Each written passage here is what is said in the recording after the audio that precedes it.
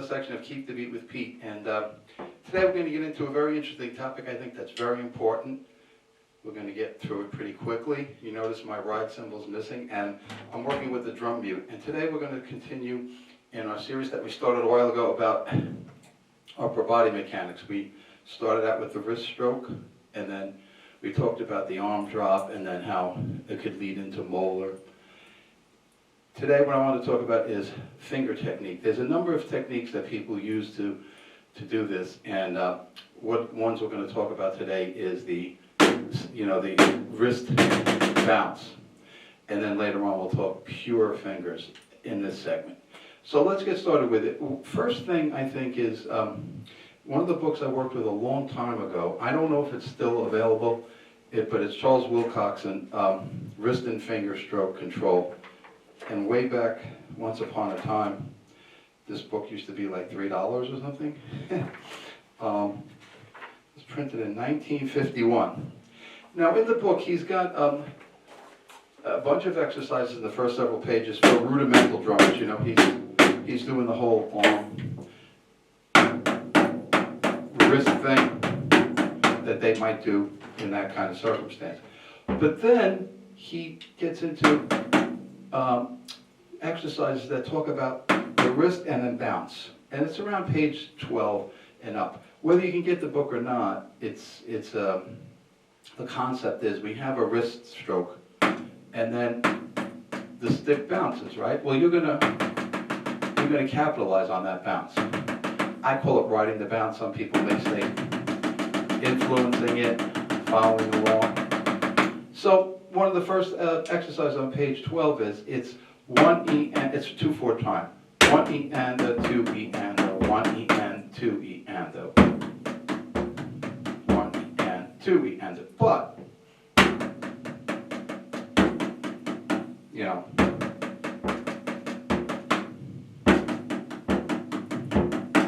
so you start out nice and easy. On the next page, 1, 2, wrist.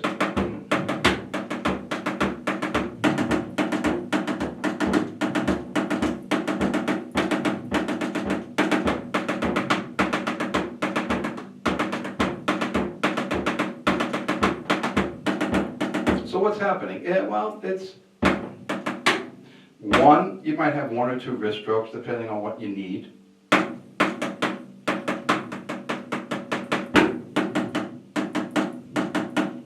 Wrist, bounce, finger, finger, wrist, bounce, finger, finger, wrist, bounce, finger, finger, wrist, bounce, finger, finger, finger, finger.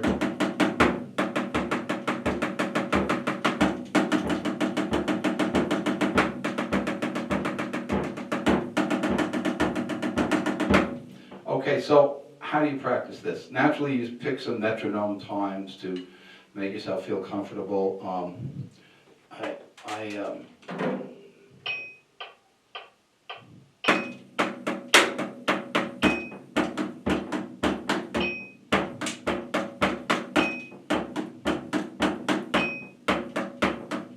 That happens to be 110. You could go slower. Depends on where you're starting, right?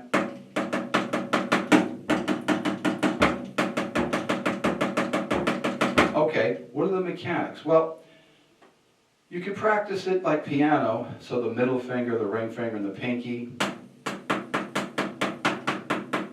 You could practice them individually. Wrist, bounce, finger, finger, wrist, bounce, finger, finger, wrist, bounce, finger, finger.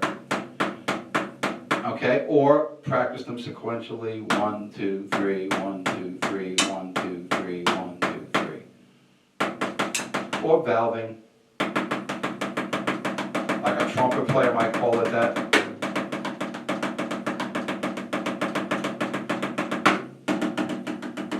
Now that's for you match grip guys. So you have these 3 fingers. You'll see exercises in books on this.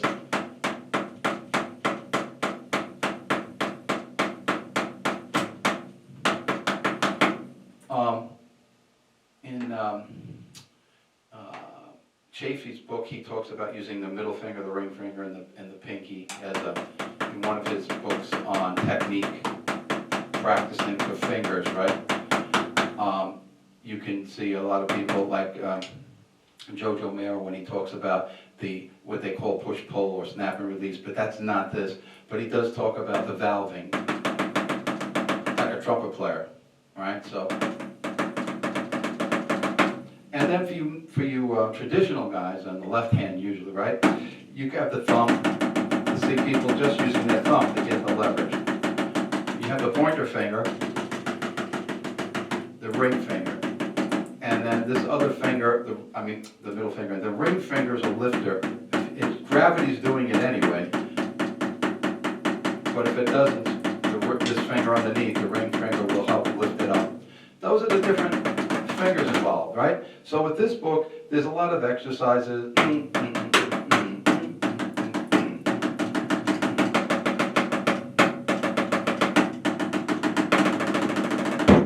Okay, so wrist, bounce, finger exercises. It could be in triplets too.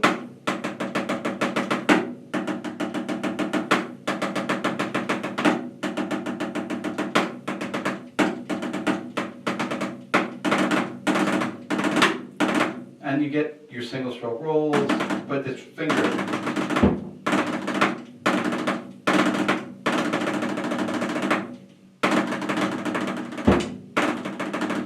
So, and you can start ratcheting this thing up. But you're realizing that unlike push-pull, which is another whole separate mechanic and a whole separate video is really required, and there's so many commentaries on that. This one is simply when you're going to actually, you're not going to play the strokes, but you're going to go with nature.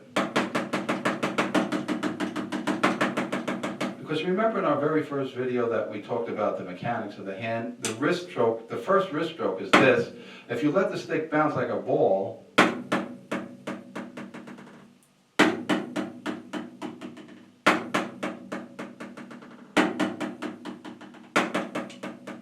so why let all those bounces go to waste when you can just start riding along with them? It's kind of a blending.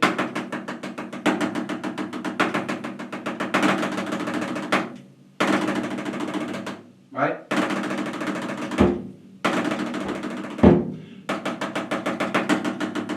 So I'm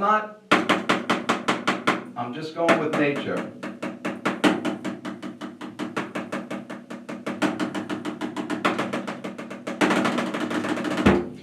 So you're going to find that this helps you in a lot of ways. You can do your Latin beats better. You're going to do your, whenever you have to work on this, it's going to help your endurance. Right? So again, practical applications for creating the beat you keep. This is mechanics.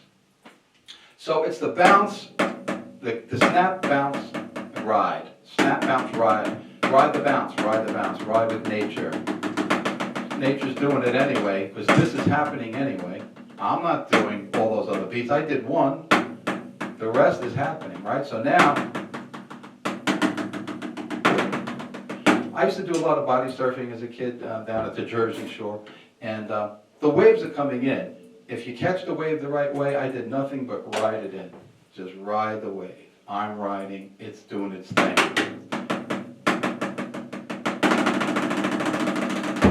Okay, so that's the way. That's one of the main ways to get that finger technique going, and you just ratchet it up.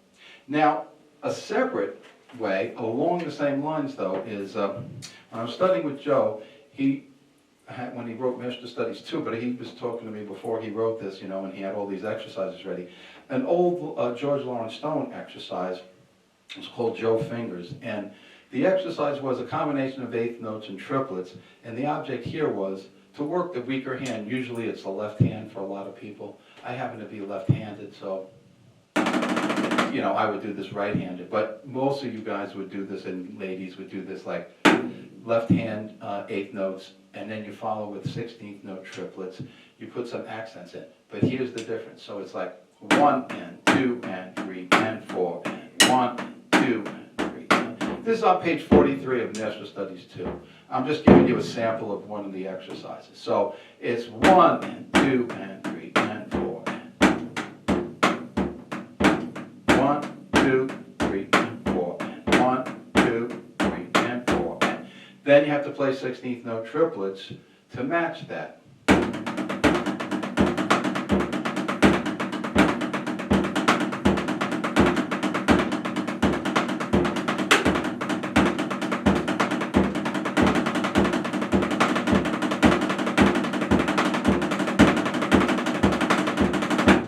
And so the object is no snap and bounce, all fingers.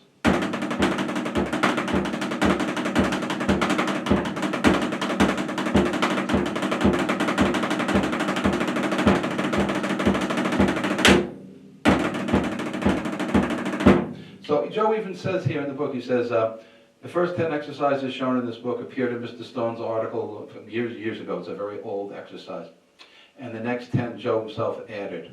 He'd be very pleased with this exercise. It really took me to another level of technical proficiency. The key to understanding these exercises is to recognize that the hand motion or sticking pattern on the accents remains the same when you play the fill-ins.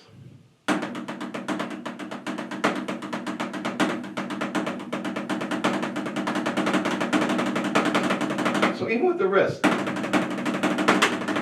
But then when you get faster, fingers.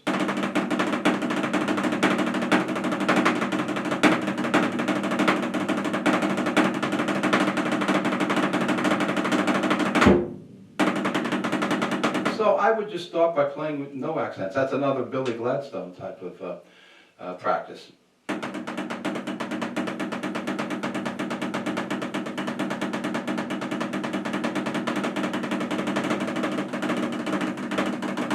Okay, it's all fingers.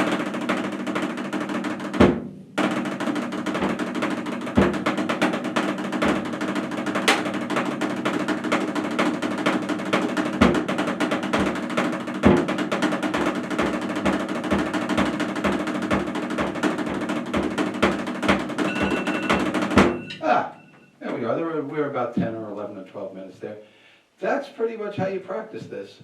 This is wrist, bounce, ride it, and then, or, all fingers. Use the 3 fingers as one technique if you're in match grip, middle finger, ring finger, pinky, and this is holding on. Another way, you could valve it between the pointer in the middle. Over here on the traditional side, thumb, you got the pointer finger and the middle finger.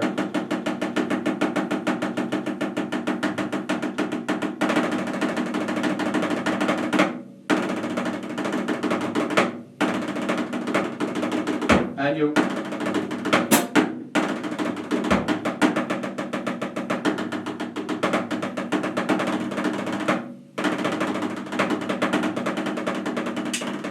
oh, by the way, this is not all single stroke rolls. That's how I practice it to really get the idea of it. But then,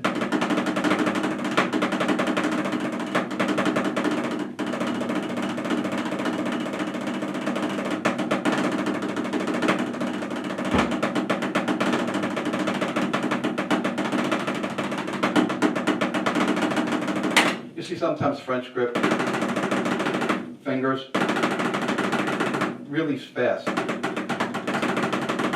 Guys get really fast with it, but they're using the finger technique. Okay, so practice it as a finger technique to get that level of speed. You know how to get your wrist strokes. You know you're going to need your arm drops for power, for volume. We talked about molar. Now we're talking about one aspect of finger technique. This is finger technique part 1. So here we go. This is a body mechanics dimension to help you create the beat you keep. It's just one more way that you'll have a facility to work different parts of the drum set. Okay? And in part 2, we're going to get to what I call grab and release. Other people call it push-pull. And we'll talk all about what's happening there and ways you might want to use that as well. Okay? So, if you haven't already, hit that subscribe button. If you need to contact me to discuss this further and explore these concepts, you can go to my website, keepthebeatwithpete.com. And remember, the important thing is we're working on helping you create the beat you keep. Okay, that's it for today. Peace out. Thanks.